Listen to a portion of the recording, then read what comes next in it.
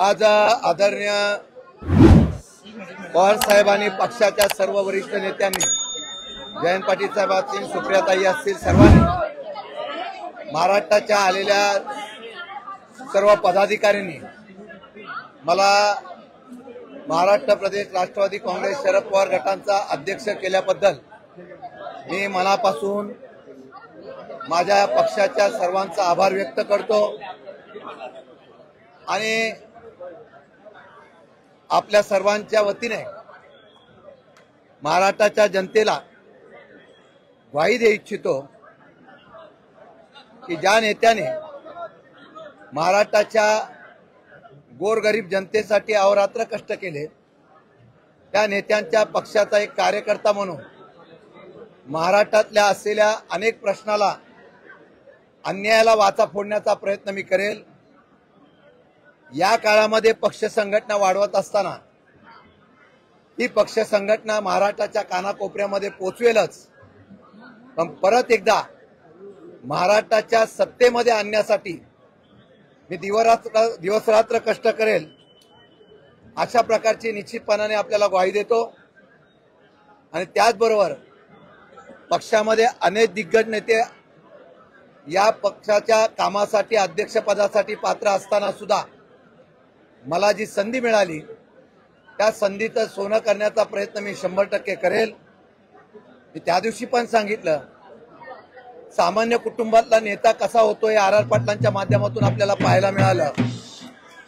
तशा पद्धतीचं काम करून सर्वसामान्य माणसाच्या, जनतेच्या प्रश्नासाठी, शासनाच्या आणि सरकारच्या चुकीच्या धोरणाच्या विरोधात या महाराष्ट्रामध्ये अनेक प्रश्न आता आहेत, त्याच्या विरोधात आवाज तर उठवेल, वेळ पडली तर रस्त्यावर उतरून या सरकारच्या विरोधामध्ये महाराष्ट्राच्या जनतेची जागृती करेल, अशा प्रकारची ग्वाही आपल्या चॅनलच्या माध्यमातून मी देऊ इच्छितो।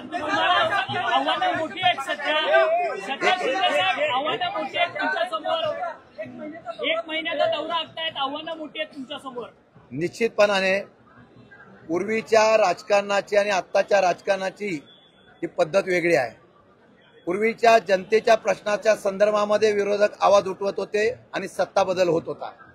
आता हल्ली सत्ता बदल हा अधिकारात्व आणि सत्तेच्या माध्यमातून केला जातो, आमिष दाखवून केला जातो, यंत्रणेचा उपयोग करून केला जातो।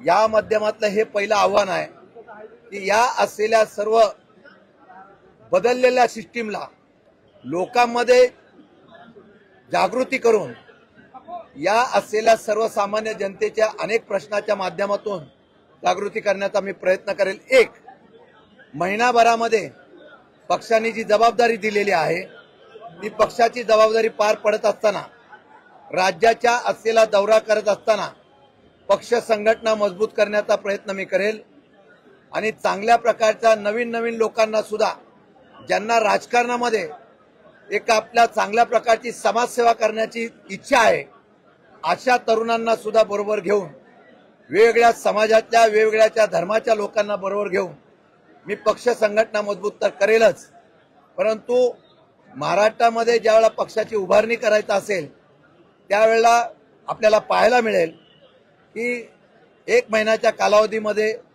सगळा दौरा झाल्यानंतर राष्ट्रवादी काँग्रेस पक्ष हा पक्ष मजबूतीने संघटना म्हणून उभा करण्याचा निश्चितपणाने यश येईल।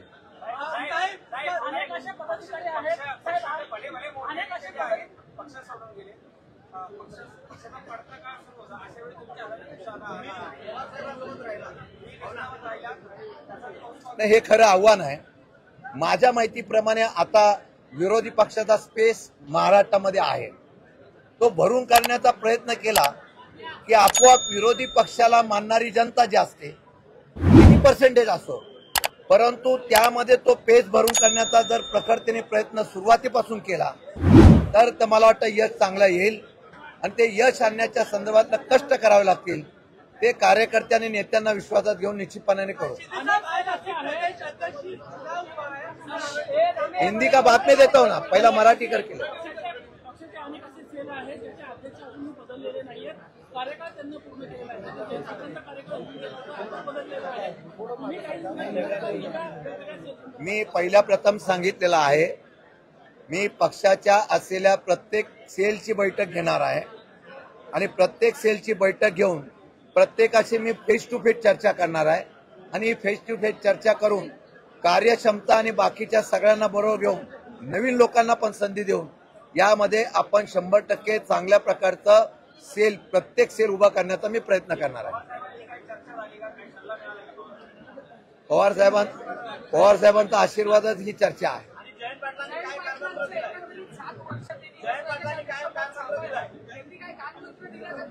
मी एकच सांगू इच्छितो की आज ज्या काय अफवा उठतात, मगाशी जयंत पाटलांचं भाषण आपण सगळ्यांनी बघितलं असेल. ज्यावेळा एखादी व्यक्ती भावनिकतेने बोलतो, ज्यावेळा एखादी व्यक्ती आपल्या कौटुंबिक असलेल्या जिव्हाळ्यातून बोलतो, त्यावेळा शंका घ्यायची नसते.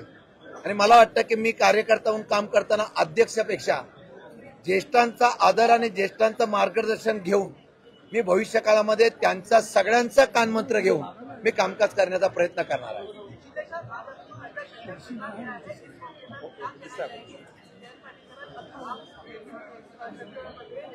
ये आज जो है, ये जो मुझे जिम्मेदारी मिली है, मैं मेरा सौभाग्य समझता हूँ कि महाराष्ट्र के एक दिग्गज नेतृत्व के आदरणीय पवार साहब के नेतृत्व में जो मेरी पार्टी चलती है उसका मुझे प्रेसिडेंट बना गया. मैं इतना ही कहना चाहता हूँ, जयंत पाटिल साहब ने मुश्किल के घड़ी में जो पार्टी को संभाला है, जिस तरीके से पार्टी को कामयाब बनाया है, उस तरीके से उनका आदर्श, उनका मार्गदर्शन, उनका ही नहीं पार्टी के सब दिग्गज नेताओं का मार्गदर्शन लेके मैं आगे चलने की कोशिश करूंगा.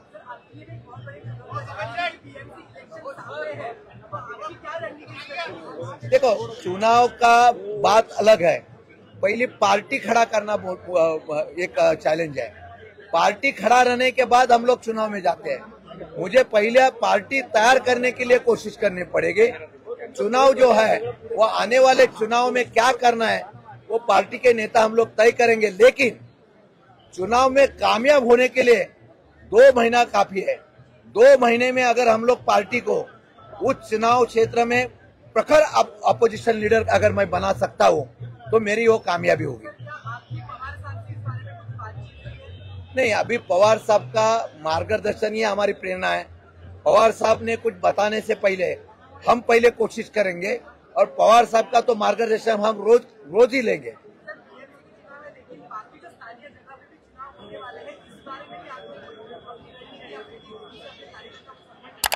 मैंने पार्टी के कार्यकर्ता को संबोधित करते हुए यही कहा है कि पूरे जुने और नया इनका सबका इकट्ठा करके पार्टी बनाने की कोशिश करूंगा. काम करने वाला कार्यकर्ता उसको पार्टी में पद मिलेगा.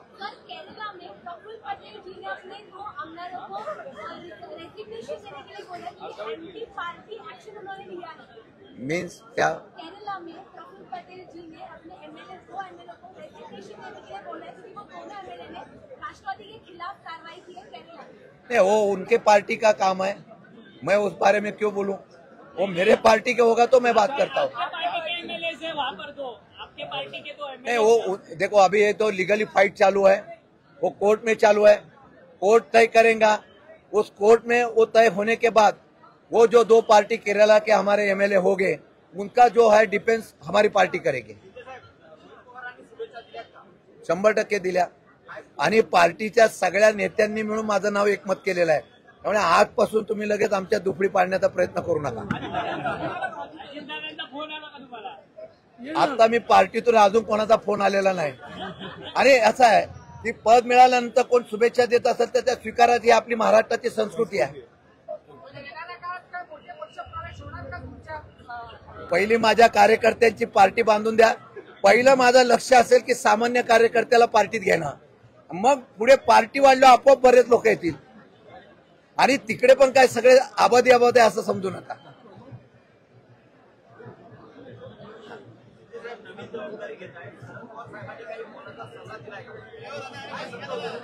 पवार साहेबांचा सल्ला एवढाच आहे की मी ज्यावेळेला मुख्यमंत्री होतो, बाहेर गेल्यानंतर बरेच लोक मला सोडून गेले होते.